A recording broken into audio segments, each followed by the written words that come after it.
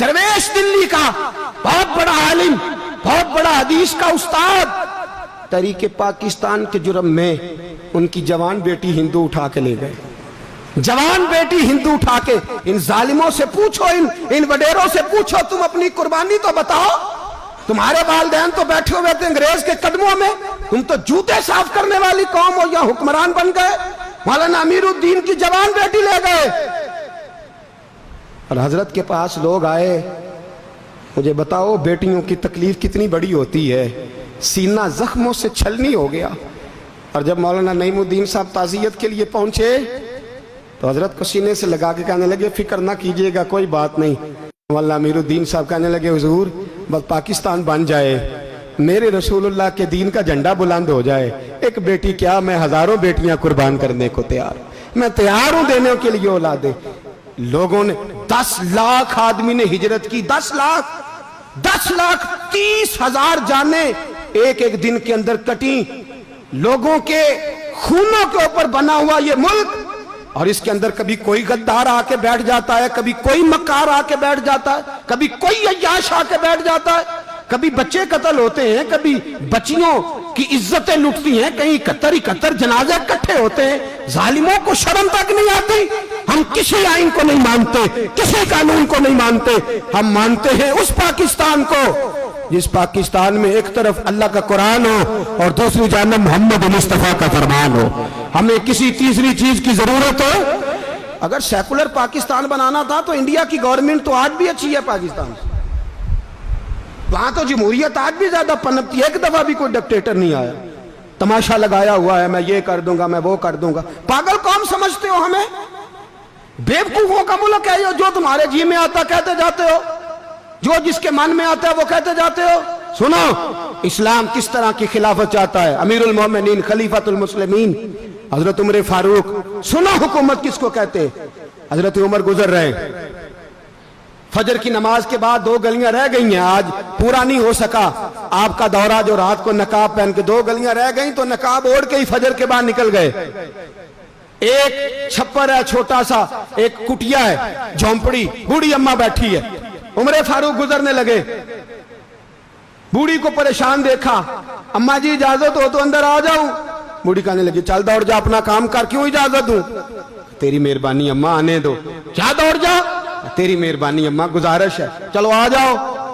हज़रत उमर फारूक फरमाया करते थे, मैंने उस औरत से आइन सीखा है, आइन, मैंने उससे कानून सीखा है, उस बूढ़ी औरत से। अंदर आ गए उमर फारूक। अम्मा क्या परेशानी है, क्या बात? अम्मा कहने लगी, खामद इंतकाल कर गया, औलाद अल्लाह ने दी कोई नहीं, मैं गरीब हूं, 3 दिन से रोटी नहीं खाई, 25 दिनार का कर्जा चढ़ गया है, मुझे उमर फारूक से बड़ी शिकायत है। उसने मेरा हाल ही नहीं पूछा। हजरत उमर कहते थे, मुझे उसने दस्तूर और आइन सिखाया। कहने लगे शिकवा है, उमर आया ही नहीं। हजरत उमर कहने लगे, अम्मा, उमर को क्या पता कि तू इस हाल में है। अम्मा दस्तूर बयान करती है, अम्मा जमहूरियत का ऐलान करती है, कहती है नहीं पता उमर को, तो उमर से कहो छोड़ दे हुकूमत, उसके हवाले करे जो खबर रख सकता है, ना इधर उधर की तू बात कर, ये बता के काफिला क्यों लुटा, मुझे रहजनों से गरज नहीं, तेरी रहबरी का सवाल है। उमर से कहो छोड़े हुकूमत, उसको दे जो पता रख सकता है।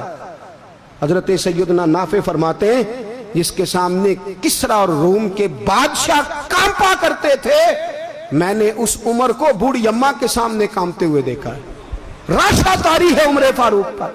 दौड़े गए, 25 दिनार लाए, राशन रख के लाए, रोटियां पकाई, बूढ़ी अम्मा को खिलाई। कहने लगे, अम्मा 25 दिनार ले ले और चल, गलती हो गई, उमर को माफ कर दे। अम्मा बोली, बोल के कहने लगी, मैं नहीं माफ करती, मैं तो पक्का फालूं, बस गिरने वाली हूं, एक दफा कब्र में जा लेने दे, मेरे रसूल आएंगे तो मैं उमर की शिकायत करूं।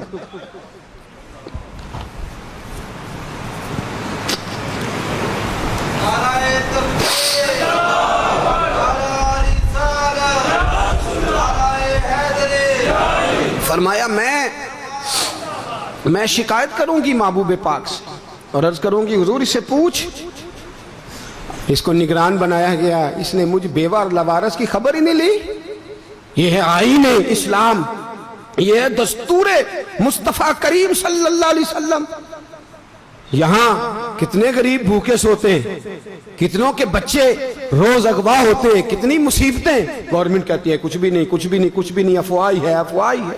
افواہ ہے تو اس کا علاج کیوں نہیں ہوتا؟ آپ میدان میں سر عام آ کے اس کا اعلان کیوں نہیں کرتے؟ جاگیے اور سنیے میری بات۔ حضرت سیدنا فاروق اعظم نے 25 دینار دیے، پھر اس اماں کو کھانا دیا۔ کوئی برادری نہیں اس اماں کی، کوئی ووٹ بینک نہیں، کوئی یہ اماں کسی بڑی برادری کی نہیں جس کا 2 لاکھ ووٹ ہو۔ امیر المومنین ہو کے عمر فاروق اماں کے قدموں میں بیٹھ گئے، کہنے لگے اماں عمر کمزور ہے، حضور کا سامنا نہیں کر سکتا، تیری مہربانی نبی پاک کے سامنے شکایت نہ کرنا۔ اماں کہنے لگی چل میں تیری خاطر معاف کر دیتی، جا تو مجھے کسی اچھی ماں کا بیٹا لگتا ہے، جا تیری خاطر۔ کہنے لگے چل پھر مجھے لکھ کے دے۔ کہنے لگی میں تو ان پڑھ ہوں، تو لکھ دے میں دستخط کر دے۔ حضرت عمر نے لکھا۔ ایک بوڑھی اماں کو شکایت تھی خطاب کے بیٹے عمر سے، اور پھر وہ معاف ہو گئی۔ اماں کہتی ہے میں نے اللہ کی رضا کے لیے معاف، یہ دستخط کر دو۔ اماں کے آگے کیا تو حضرت علی آ گئے، حضرت عبداللہ ابن مسعود آ گئے، کہنے لگے عمر یہاں پھر رہے ہو، میں سارے مدینے میں ڈھونڈ رہا تھا۔ اماں اٹھ کے کھڑی ہو گئی، ہائے میں مر گئی، یہ عمر تھا، یہ میں نے کیا کیا؟ حضرت عمر کہنے لگے اماں نا، اپنے وعدے پہ قائم رہ، تو نے جو کہا تھا اس پہ قائم رہ۔ ہمیں تو بتایا گیا تھا یہ والا نظام پاکستان میں آئے گا، یہ کہا تھا قائد اعظم نے، یہ رنگ ملے گا تمہیں۔ کہا ماں تو وعدے پہ قائم رہ، لکھ کے دے۔ لکھا، اماں نے سائن کیے، پھر حضرت علی سے کہنے لگے بطور گواہ آپ بھی سائن کر دو۔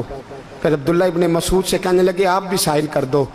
سائن ہو گئے تو جناب عمر نے رکا لپیٹا، حضرت علی کو کہنے لگے علی تو میرا دوست ہے، میری صبحوں اور شاموں سے واقف ہے، علی تو میرا رازدار ہے یار، مجھے یقین ہے کہ میں تجھ سے پہلے مر جاؤں گا، جب عمر کا انتقال ہو جائے تو یہ رکا میرے کفن میں رکھ دینا، یہ رکھنا میرے کفن میں۔ علی کہنے لگے پھر کیا ہوگا؟